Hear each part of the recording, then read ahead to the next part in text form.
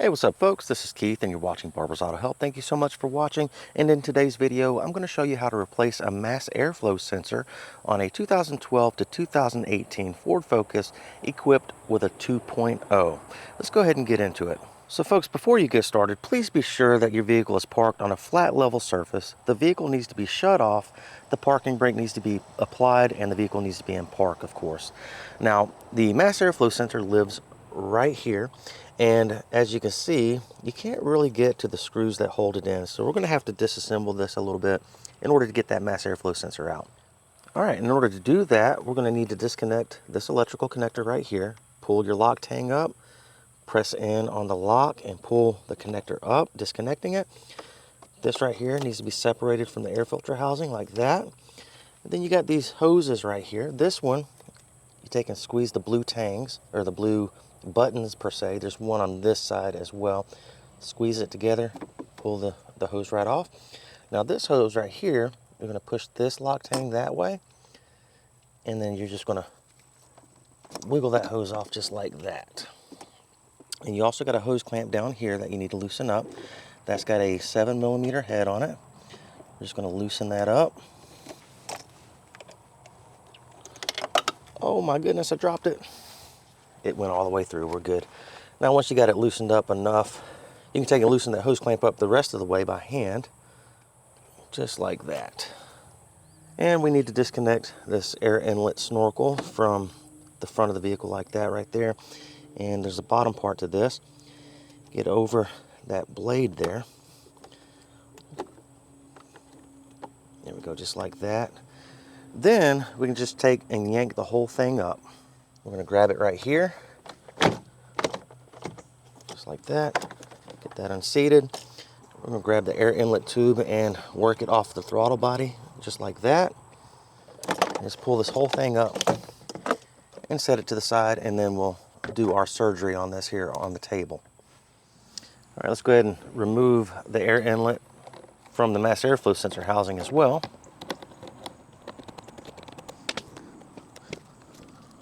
Just like that. Now we have these two screws right here. Those are 8mm. Pull the mass airflow sensor housing out.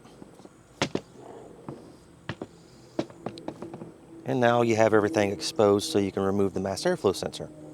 Now at this point right here, you're going to use a T20 socket that's a star bit. And we're going to loosen up these screws here.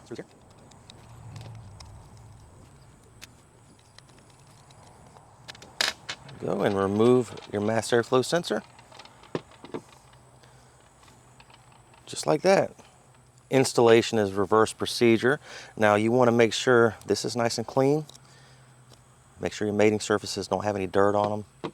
Maybe take a lint-free rag, kind of wipe that out a good bit, or maybe some compressed air and clean that out really good.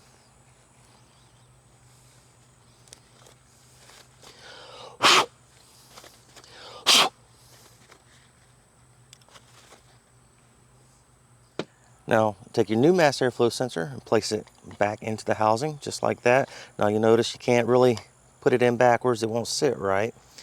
So it goes this way. Put your screws back in. And snug them down. I don't have a torque spec for this, but it is just kind of snug. Don't over torque it. You're screwing into plastic so you can strip it out. And then take your mass airflow sensor housing, place it back into the air filter housing, like so. Take your screws and screw it back in.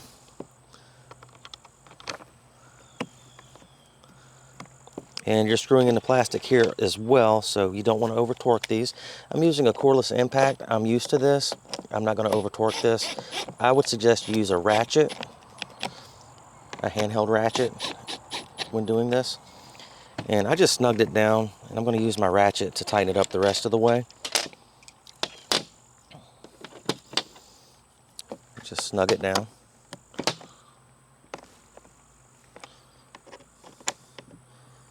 And I'm sorry, I do not have a torque spec, but it is just snug. As mentioned, you are screwing into plastic. You can strip that out very easily, so be careful. And at this point, we can go ahead and put this whole get up back into the vehicle. Okay, before we put the air filter housing back in, I want to draw your attention to a couple of things here, a few things. These cleats right here on the bottom of the air filter housing. These cleats go into 3 receptacles down there.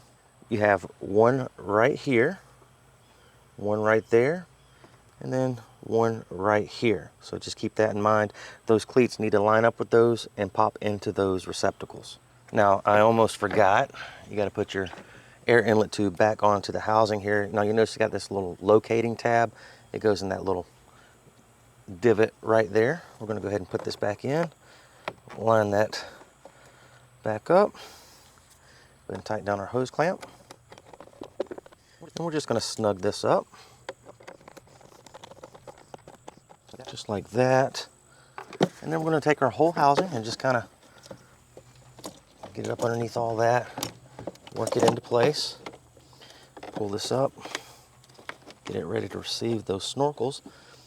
And it looks like we got our cleats lined up, got our cleat lined up in the front there. We're just going to push it down. You kind of can feel it snap into place. Then we're going to take our air inlet tube and place it back onto the throttle body. Make sure it's all the way up. And we'll go ahead and tighten up this hose clamp right here. Just going to snug it up there.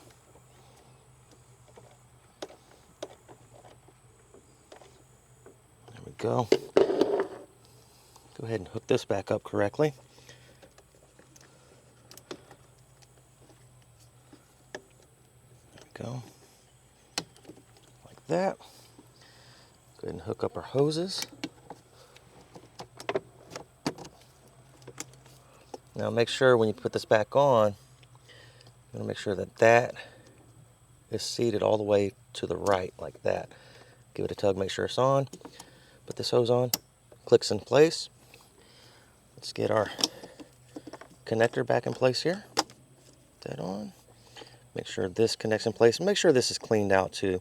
Make sure that there's no debris inside here as well. Reconnect that. Kind of snaps into place there. Give it a tug, make sure it's locked. Then lock the red lock.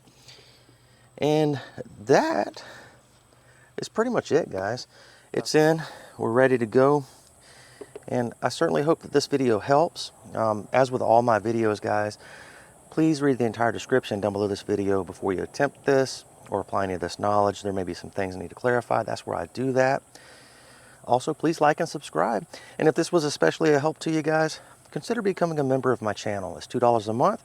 And what you'll get with that are priority responses to comments.